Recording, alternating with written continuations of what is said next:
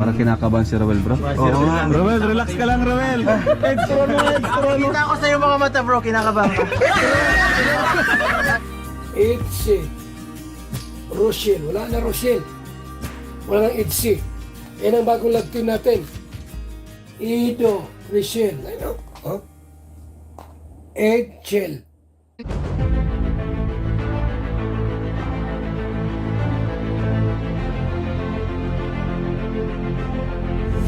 Ayun, shoutout guys, muli po, welcome to my YouTube channel. Ito po si Kuya July, ang inyong katugang, ang inyong kalingap na muling buwabati po sa inyo ng magandang araw, magandang gabi. Saang panig man po tayo ng mundo naroon at sa araw na ito, panibagong vlog po tayo. Pag-uusapan po natin, yung patungkol po sa mga binabanggit po ni Kuya Bal Santos Matubang kahapon or kagabi. Ito ho ay patungkol kay Rachel. At bakit ho nadawit yung pangalan po ni Kalingap Edo? Ano nga bang ibig sabihin po ni Kuya Bal Santos Matubang? Sila ho ay po pwedeng magtandem. Pag-usapan po natin yan maya-maya ng konti. Pero bago po yun, siyempre, paalala muna si Kuya July. Baka sakaling meron po ditong hindi nakasubscribe sa ating YouTube channel, wag natin kalimutan.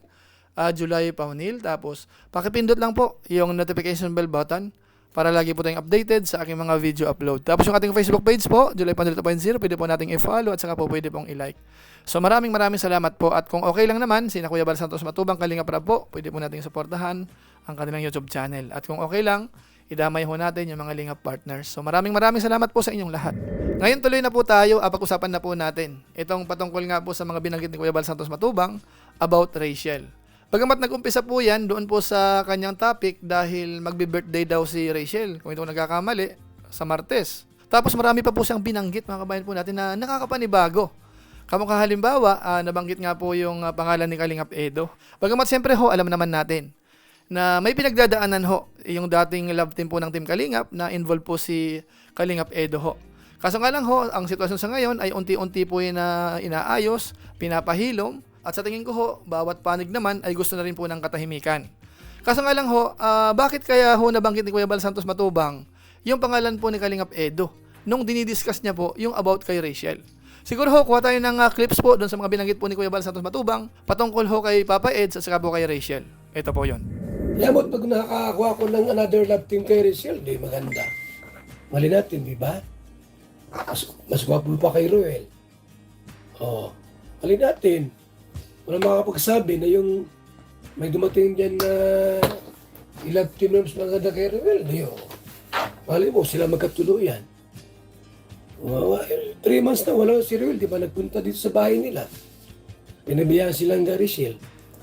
Samantalang alam naman ni Roel naman, minahal din siya ni Rachel. Love na love. Mahal, nakita mo naman mga picture nila. Sweet na sweet. Di ba? Oh, ano mga picture nila? Gayakapan sila. Alam ni Roel yan na love siya ni Rachel. Tapos, malaman pumunta rito para suyuin. Suotan ni Roel, siya susuyuin sa Davao. Pwede yun. Ang babae yung ano. Ikaw ang unang magpunta rito, ikaw manuyo. Ganun yun. Mamaya pag may kalab team si Rachel, magsisilos ka. Roel. Baka sa mga vlog na yan, may kalab team na, baka magsilos ka niyan, mawawala ka. Ikaw naman may kasalanan. Hindi mo sinusuyo si Rachel, kita mo ikaw ang lalaki. Kaya ang love na love niya si Rachel, papunta yan dyan. Pag hindi, wala yan. Pag-aasa. Wala pa kong love team yan. Kalingap Rab. Ang pinsan mo, wala nang pag-asang bumalik kay Rachel. Mabuti pang hanapan mo ng kalab team yan para may vlog tayo. Trending yan. Si Ido, ilab team mo. Ayaw na ni ayaw na ni Jency kay Ido. Hindi. Ilab team mo si Ido kay Rachel. Ayaw na ni Roel kay Rachel. Hindi si Ido na. Anong pwede i-title? Ano maganda? Rachel Ido. Ako ng pangalan. Okay, anong pwedeng ipangalan ko? Ido. Ido. Ido. Ido ha? Oo. Ido Rachel. Rachel. Ayaw na ni Nancy kay Ido. Tama? Ayaw ni Nancy. Galit. Ayaw na ni Roel kay Rachel. O sino naiwan? Ang umiyak si Ido. Umiyak si Rachel. Sila na magpartner. Masaya. Edgel.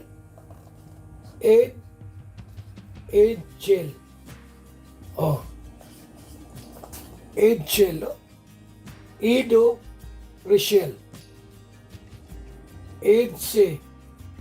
Rochelle. Wala na Rochelle. Wala nang Edse. May bago. Edgel. Huh. Kala nyo kayo lang masaya? O, magsisisi kayo. Yan ang bagong love team natin. Edo, Rachel. Ano? Huh? Edgel. Pambira yan, malakas yan. Kala nyo, goodbye Edsi. Goodbye Rochelle. May bago Edgel na, oh. Edgel. So yun po mga kababayan po natin, maliwanag. Parang ang dating po kay Kuya Bal Santos Matubang, como daw si Rachel at saka si Ruel ay wala na. Tapos si girl naman ay ayaw na raw kay Papa Eds. Ano, kababayan natin, ang pinakamaganda raw, si Rachel at saka si Kalingap Edo ang magtandem. Kaya nga po nag-isip na po siya kung ano po yung itatawag sa love team na yun, mga kabayan po natin. Ano kaya masasabi ng mga viewers po natin dito sa pinopropose ni Kuya Bal Santos Matubang? Kayo ho ba ay sang-ayon? Okay lang ho ba sa inyo yung ganong setup, mga kabayan natin? Bagamat ako naman ho, saga ng akin ho, medyo nagdududa rin po ako, baka ito po ay joke lang naman, pampa-good vibes lang, kasi hindi naman po yan pinaplano eh. Ano po, kumbaga yung mga nagiging love team po ng Team Kalingap, minsan wala naman po sa plano yan, at kusa na lang pong lumalabas or napupunan ng mga viewers, kaya pinupost po yan. Kamukha halimbawa ng Rochelle nung araw. Di ba ho, natatandaan pa natin, nung unang nag-meet po sila, wala naman po sa plano yon. Kaso nga lang ho, may nahalata yung mga viewers, si Kalingap Rab na kakaiba. Kaya ho na-post ho yung love team na yon. Ano? Pero sa case mo ni Kalingap Edo, ako iniisip ko ho, kasi una, magkaibigan po si Ruel at saka si Kalingap Edo. At meron pa po akong natatandaan, na nung kapanahonan ho na bago pa lang si Ruel kay Rachel, inaasar din po yan ni Kalingap Edo kasi may pagkakataon na kasama po siya. Ano, natatandaan nyo ho ba yun mga kabayan po natin? Roel, saan ang masabi mo kay Rachel? Ba't parang di ka nakatumingin kay Rachel? Oo nga. Nakatingin na kayo po. So, nag-i-intro pala ako. Isa ito sa sinusubaybayan ko sa vlogs. Kasi nakaka-inspire yung nila story. Okay. Oo. Sa kabila ng pagkawala ng kanilang ina, andyan pa rin yung pagsisikap nila sa pag-aaral. Dito sa bahay nila, no? Kasi napakalinis. And Maliban doon, ano pa yung napansin mo sa kanya? yung makeover niya.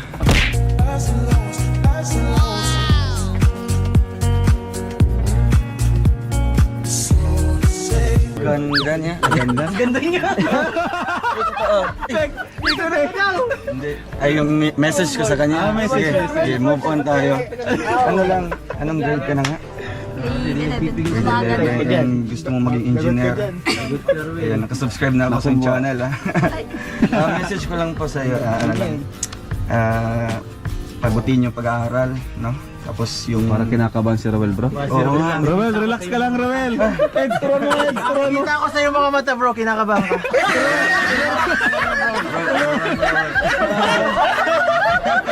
Nakabad pa lang. Message ko i-text ko na lang. Ganun ba? Dapat ganun daw bro.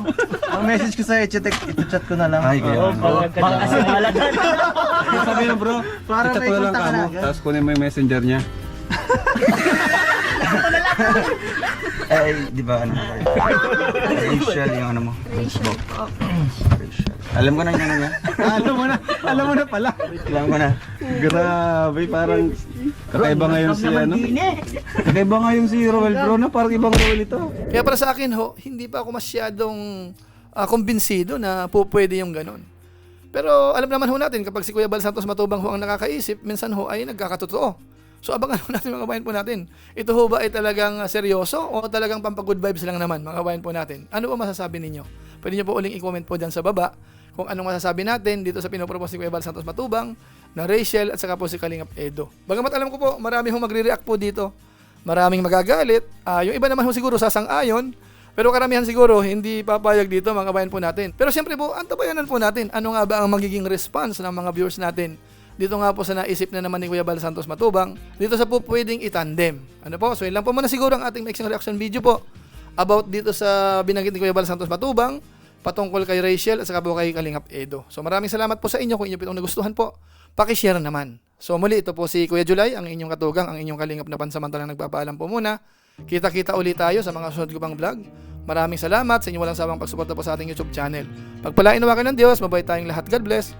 Bye-bye.